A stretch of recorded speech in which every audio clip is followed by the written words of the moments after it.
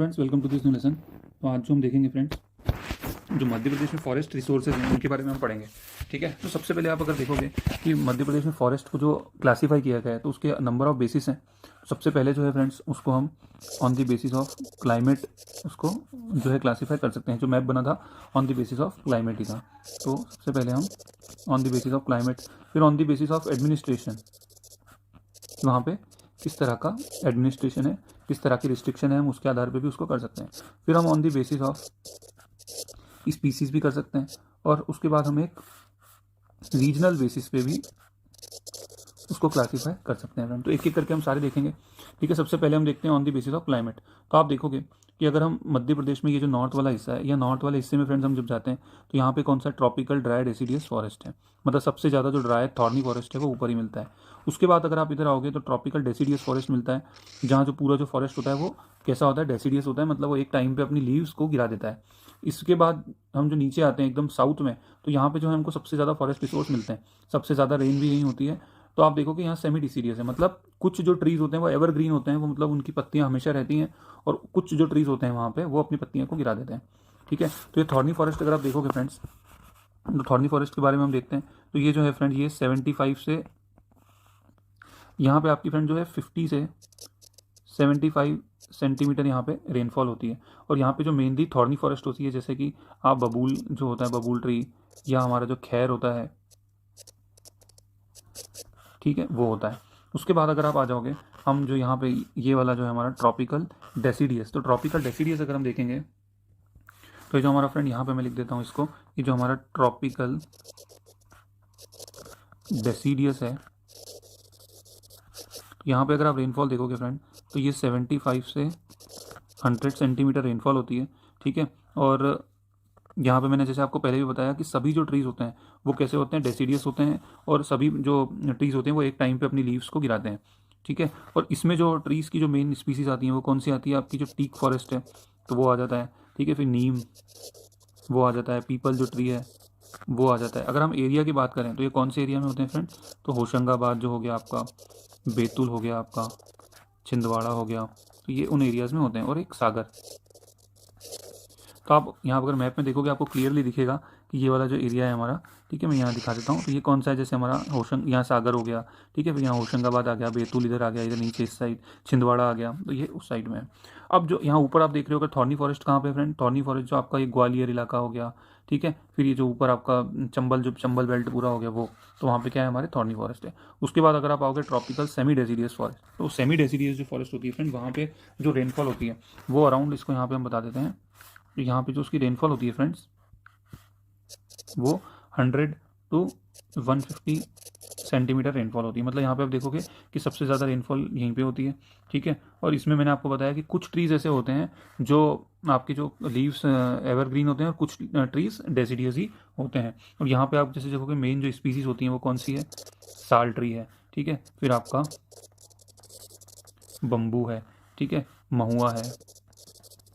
तो इस एरिया में, इस यहाँ पे ओवरलैप करता है। जो हम आप देखोगे कि जो सागौन है, सागौन इधर इस एरिया में भी कुछ मिलता है और इधर भी मिलता है। तो यहाँ पे हम सागौन, या जिसको हम क्या लिखते हैं फ्रेंड्स, जिसको हम लिखते हैं टीक। ठीक है, और ये इसका जो एरिया होता है वो कौन सा होता है, जो हमारे बालाघाट वाला एरिया, अनूपपुर, शहडोल, ये सब होता है। तो हमने इसमें बेसिकली क्या देखा कि on the basis of climate हम इसको tropical dry deciduous, tropical deciduous और semi deciduous. Thorny 50 to 75 centimetre rainfall, उसके बाद आपकी आ गई 75 टू 100 और 100 टू 150। ठीक है, तो ये हमारा हो गया।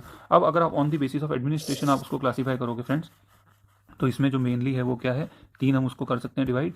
एक जो हमारा होगा सबसे पहले वो होगा रिजर्व्ड, दूसरा होगा कंजर्व्ड, और तीसरा होगा अनक्लासिफाइड। मैं आपको इसको हिंदी में भी बता देता हूँ। रिजर्व्ड का मतलब होता है फ्रेंड्स आरक्षित, इस कंजर्व्ड का मतलब होता है संरक्षित, और ये अनक्लासिफाइड जिसको हम बोलते हैं अवर्गीकृत। अब ये इसमें क्या है, और ये जो इसमें कितने रिस्ट्रिक्शन है उसके आधार पर रिजर्व जो फॉरेस्ट होती है फ्रेंड, वो 65% जो फॉरेस्ट है हमारे मध्य प्रदेश में वो रिजर्व्ड ही है। उसके बाद 33% जो है वो कंजर्व्ड है, और जो इनको अनक्लासिफाइड है वो सिर्फ 2% है। तो ये वाला जो फॉरेस्ट है फ्रेंड रिजर्व, इसमें बहुत ज़्यादा रिस्ट्रिक्शन होती है।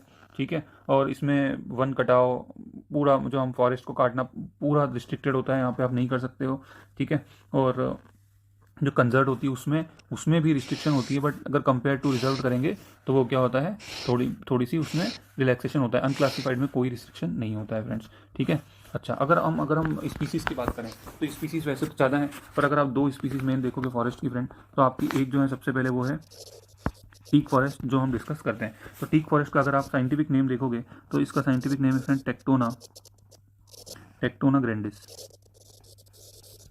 टेक्टोना ग्रैंडिस है और ये मध्य प्रदेश के अराउंड 20% पार्ट में टीक फॉरेस्ट होता है। दिस इज मैक्सिमम मतलब मैक्सिमम फॉरेस्ट में ये वाली स्पीसीज हमको मिलती है। पूरे इंडिया में सबसे ज़्यादा टीक जो हमको मिलता है वो मध्य प्रदेश में ही मिलता है। और अगर हम देखोगे कहाँ मिलता है, तो मैंने आपको पहले ही बताया कि ये जो आपका एरिया है, ये मैप में आप देखोगे कि दिस एरिया, मतलब ये थोड़ा ओवरलैपिंग है इधर उधर, तो आप देखोगे सबसे पहले बालाघाट लिखूंगा मैं, ये बालाघाट यहाँ लिख देते हैं हम, ठीक है। बालाघाट के बाद होशंगाबाद लिख देंगे, होशंगाबाद अभी हमने देखा था, ठीक है। बैतूल लिख देंगे, छिंदवाड़ा लिख देंगे, ये जो है मेन है। उसके बाद जो 5% रीजन में जो हमारी जो फॉरेस्ट होती है वो होती है साल फॉरेस्ट, जिसका साइंटिफिक नेम है फ्रेंड शोरिया रोबस्टा।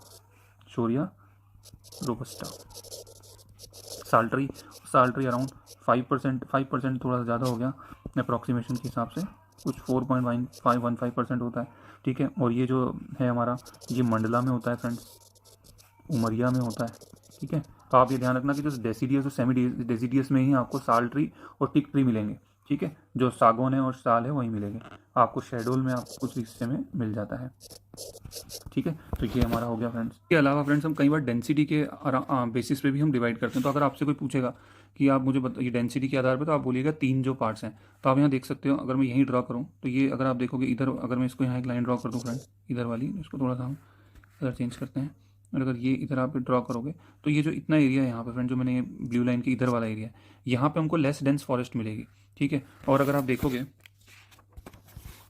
मतलब ये वाला एरिया, ये थोड़ा सा इसको यहाँ कर दें, तो ये जो इतने एरिया में फ्रेंड्स हमको जो फॉरेस्ट मिलेगी, ये नीचे वाला यहाँ पे जो एरिया मिलेगा हमको, तो ये वाला जो एरिया होगा फ्रेंड, ये वाला जो एरिया हमारा होगा, ये दिस एरिया, ये हमारा बड़ा डेंस है। यहाँ पे क्या आ जाएगा आपका, क्योंकि आप देखोगे ओवरलैपिंग रीजन है यहाँ पे, ये दोनों जो रीजन सेमी डेसीडियस रीजन, तो आपके साल टीक सब यहीं मिलते हैं।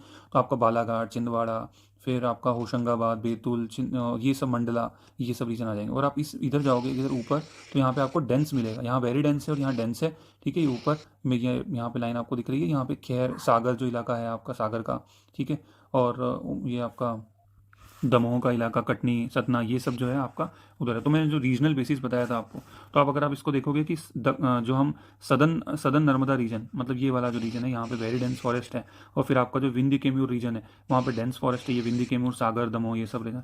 और जो आपका शिवपुरी और मुरैना का एक जो रीजन है, वो ये शिवपुरी मुरैना वाला रीजन है फ्रेंड्स, यहाँ पे ध्यान रखना आपके लेस डेंस फॉरेस्ट मिलती हैं, ठीक है। चलो, अब ये हो गया। एक मैं आपको और जो फैक्ट बताना चाहूँगा कि जो फॉरेस्ट रिपोर्ट होती है फ्रेंड्स, यहाँ पे हम लिख देते हैं फॉरेस्ट रिपोर्ट, तो वो जो हमारी जो 2021 की, उसमें उसको हम थोड़ा डिस्कस करेंगे। उसमें एक क्वेश्चन भी आया था, तो वो हम थोड़ा सा डिस्कस करेंगे फ्रेंड। तो आप ध्यान रखना।